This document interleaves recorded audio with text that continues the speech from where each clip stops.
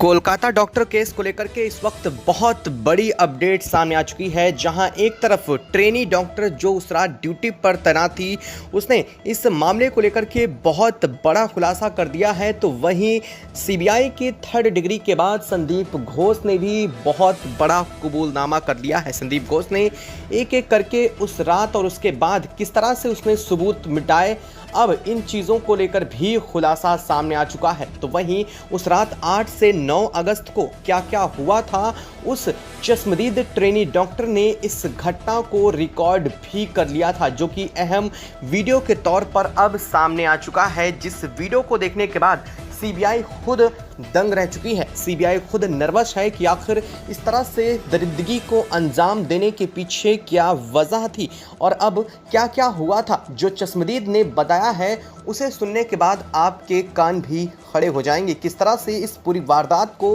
अब सबसे अहम खबर सामने आ चुकी है कि यह जो वारदात हुई थी वो कहाँ हुई थी। अब तक माना जा रहा था कि हॉस्पिटल के तहखाने में या फिर आरजेकर कॉलेज के उस सेमिनार हॉल में हुई थी, लेकिन यह वास्तव में घटना इन दोनों जगहों पर नहीं हुई थी। अब इस चीज़ को लेकर के जो चश्मदीद ने बताया है वह आगे हम आपको इस वीडियो में बताएंगे और वह वीडियो भी दिखाएंगे जो कि इस वक्त सामने आ चुकी है अहम वीडियो के तौर पर।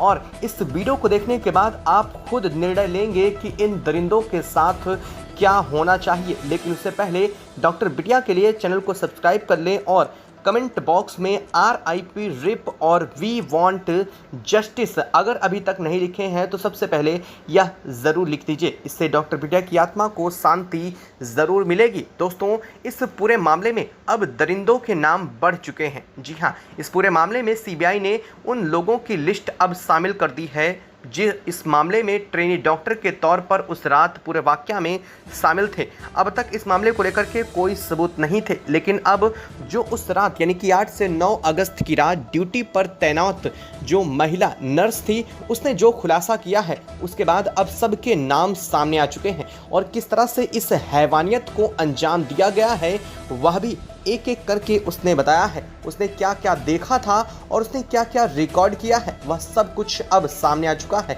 और इसके साथ ही 3 नए लोगों को इस मामले में सीबीआई ने गिरफ्तार कर लिया है। बता दें कि इस गिरफ्तारी के साथ ही अब इस मामले को लेकर के कई चीज़ें साफ हो चुकी हैं। तो वहीं इस खबर के आने के साथ ही अब संदीप घोष की जान अटकती हुई दिखाई दे रही है, क्योंकि संदीप घोष इस मामले में बुरी तरीके से फंस चुके हैं। और इस मामले को लेकर के आरोपी संजय रॉय, जिसे अब तक सबसे अहम गुनहगार समझा जा रहा था, वास्तव में वह अहम गुनहगार नहीं है। यह बात भी साफ हो चुकी है। क्या है पूरी खबर अब बताएंगे आपको एक एक करके, लेकिन उससे पहले अगर अभी तक आपने इस क्रम को लेकर के नहीं समझा है तो सबसे पहले यह क्रम आपके लिए बहुत ज़रूरी है। कौन सी वारदात किस समय पर हुई है इसको जब आप जोड़ पाएंगे तभी इस पूरे वारदात में कौन आखिर जिम्मेदार है वह समझ पाएंगे। दोस्तों, जब ट्रेनी डॉक्टर ने वहां पर बताया कि हम जब वहां पर पहुंचे तो हमारी ड्यूटी 8 बजे से शुरू हो रही थी, यानी कि हम 2 लोग थे, और उन्होंने कहा कि हमारी ड्यूटी अलग अलग फ्लोर पर होने की वजह से उनकी साथी नीचे रह गई और वह अपनी 3rd फ्लोर पर ड्यूटी में पहुंच गई थी। और जब वहां पर लगभग 8:30 बजे के आसपास का टाइम रहा होगा तो वहां पर उन्होंने ट्रेनी डॉक्टर को देखा और ट्रेनी डॉक्टर के ड्रेस में थे, जिससे उन्होंने कहा कि आखिर आप कहाँ जा रहे हैं। तो उन्होंने कहा कि एक पेशेंट का इलाज करते समय उनके कोट में कुछ छींटें आ गई हैं जिसे वह अब नहाने जा रहे हैं। अब वो किस बाथरूम को यूज़ करते हैं, जो कि सेमिनार हॉल के जस्ट बगल सटा हुआ बाथरूम था। हालांकि डॉक्टर ने यह भी बताया है कि उन्हें उस समय और कुछ भी पास में उसके दिखाई नहीं दिया, लेकिन उन्होंने जब उससे नाम पूछा तो वह डर गया। अचानक से नाम बताने में आनाकानी करने लगा और वास्तव में उन्होंने कहा कि उसने अपना नाम बताया भी नहीं था। और उन्होंने यह भी कहा कि उन्होंने उसे इससे पहले कभी भी हॉस्पिटल में कभी देखा ही नहीं था, यानी कि वो पहली बार ही हॉस्पिटल में उसे देखा गया था। यानी कि इससे पहले वह ना तो हॉस्पिटल का मेंबर था और ना ही हॉस्पिटल में उसके बाद उसे कभी देखा गया। उन्होंने कहा कि जब वह अंदर गया तो वह काफ़ी देर तक बाथरूम के अंदर था और वह नहाता रहा। हालांकि उन्होंने यह भी कहा कि उसके साथ 2 और लोग थे और इस पूरे वारदात के बीच उन्होंने कहा कि एक जो लाइब्रेरी है वहाँ से जुड़ी हुई मेडिकल वाली एक इमरजेंसी वार्ड के लिए जहां दवाएं रखी जाती हैं वहां पर 2 लोगों को जाते हुए देखा था। जहां पर उन्होंने पूछा क्या है, तो उन्होंने बोला सीआरपीसी के लिए वो अपनी जो इक्विपमेंट हैं वो लेने जा रहे हैं।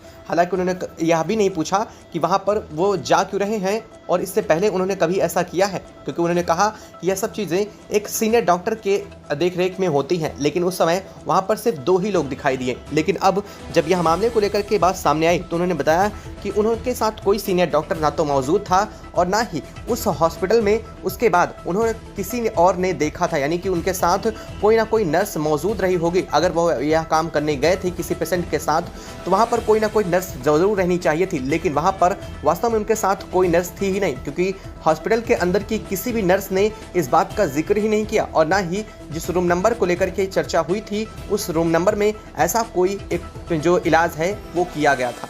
अब इस बात को लेकर के संशय यहाँ बैठ जाता है कि आखिर वो 3 लोग कौन थे। लेकिन अब इस सब के बीच सबसे अहम चीज़ सामने ये आती है कि अगले ही दिन जब इस मामले को लेकर के सबको खबर चलती है, पता चलता है कि यह सब कुछ वारदात हो चुकी है डॉक्टर बिटिया के साथ।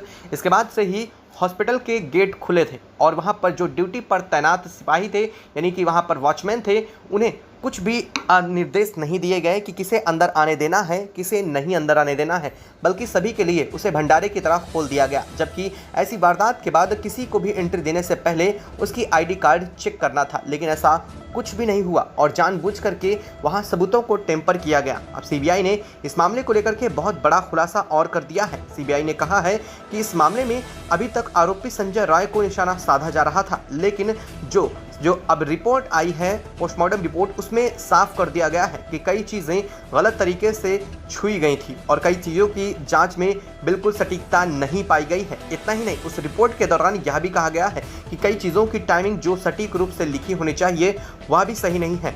ऐसे में सीबीआई ने इस पूरी रिपोर्ट को ही जाँच के दायरे में ला दिया है। सीबीआई का मानना है कि जो भी चीज़ें मिली थी उनमें कई सारी चीज़ें गायब थीं, यानी कि डॉक्टर बिटिया के जो कपड़े गायब मिले हैं उनके अब तक कोई शिनाख्त नहीं हुई है कि वो कहाँ हैं। ना ही वो हॉस्पिटल के कहीं कोने में मिले हैं, ना ही संदीप राय संजय राय के घर पर देखे गए हैं। ऐसे में सवाल यह उठता है कि आखिर उन कपड़ों को कहाँ दफन कर दिया गया।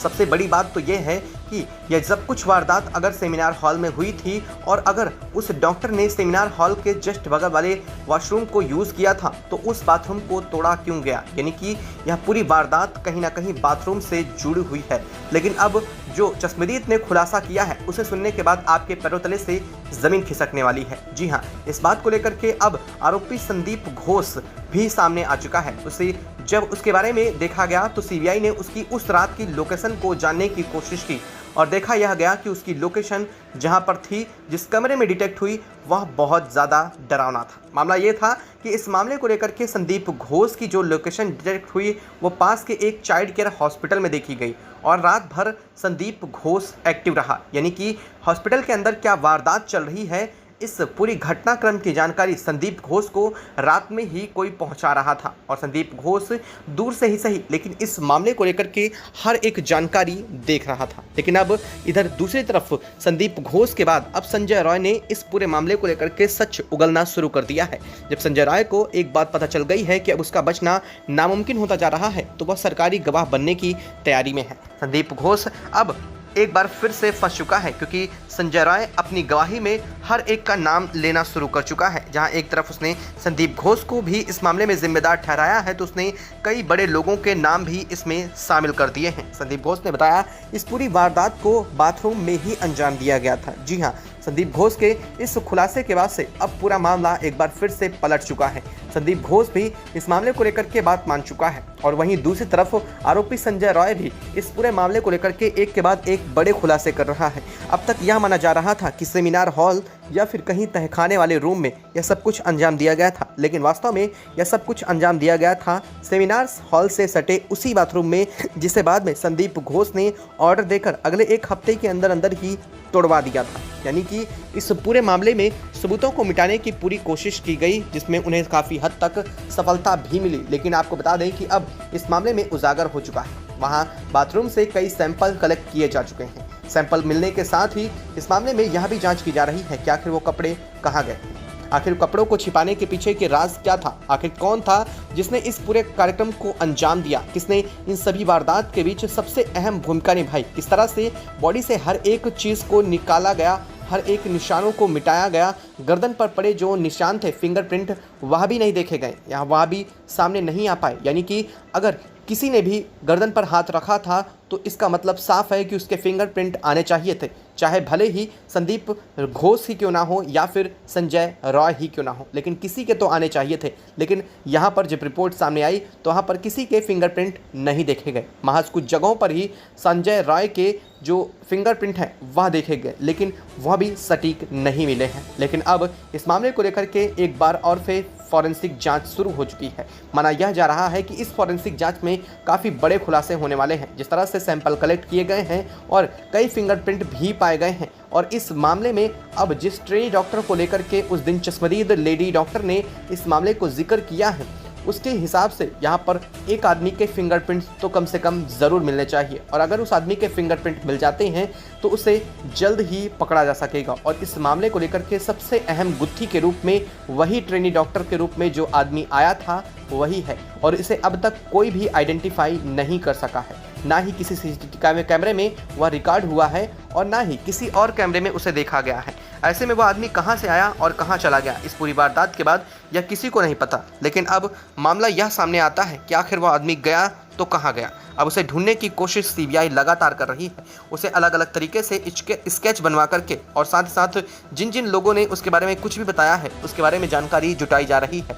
वास्तव में कहा यह जा रहा है कि मुख्य आरोपी वही व्यक्ति है जो उस दिन ट्रेनी डॉक्टर की ड्रेस में हॉस्पिटल के अंदर आया था और जिसे उस नर्स ने देखा था। हालांकि उस नर्स ने कहा है कि उस दिन 3rd फ्लोर पर किसी भी वॉचमैन की कोई भी सिक्योरिटी गार्ड में नौकरी नहीं लगी थी, यानी कि ड्यूटी नहीं लगी हुई थी।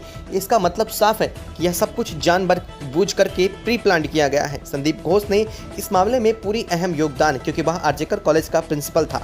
ऐसे में उसके इशारों पर ही आरजेकर हॉस्पिटल के अंदर की सारी ड्यूटीज़ गतिविधियाँ चलती थीं। ऐसे में अगर उसने जानबूझ कर यह किया है और उसने छुट्टी दे रखी थी तो इस मामले में एक बार फिर से संदीप घोष संदिग्ध की भूमिका में वास्तव में सामने आ चुका है। आपको क्या लगता है आखिर कौन रहा होगा? क्या संदीप घोष की तरफ से बुलाए गए कुछ लोग थे, या फिर इस मामले में वह थ्योरी जो अब तक सबसे अहम रही है और जिसके सबूत सबसे ज़्यादा मिल चुके हैं वह सही हो सकती है? यानी कि संदीप घोष और आरजेकर हॉस्पिटल के अंदर चलने वाली इलीगल गतिविधियों की जानकारी जैसे ही डॉक्टर बिटिया को लगी, इसके बाद से ही यह पूरी घटना शुरू हुई। उसकी रात में 26-26 घंटे डॉक्टर बिटिया की ड्यूटी लगाई जाती थी, जिससे वह थक हार करके कहीं भी सो जाती थी। और इसी सोने के बीच उसे इस पूरे मामले से जानकारी बाहर ना आ सके, इस वजह से इस पूरे घटनाक्रम को शेड्यूल्ड किया गया। और जिस तरह से शेड्यूल किया गया उससे पहले एक दिन पहले ही डॉक्टर बिटिया की गाड़ी को ख़त्म कर दिया जाता है।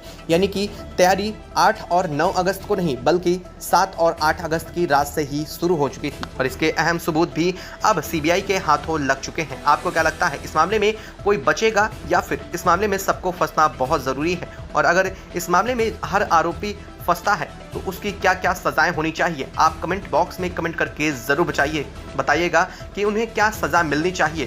साथ ही साथ डॉक्टर बिटिया की आत्मा की शांति के लिए RIP और कमेंट बॉक्स में वी वांट जस्टिस लिखना बिल्कुल भी मत भूलिएगा। जय हिंद दोस्तों।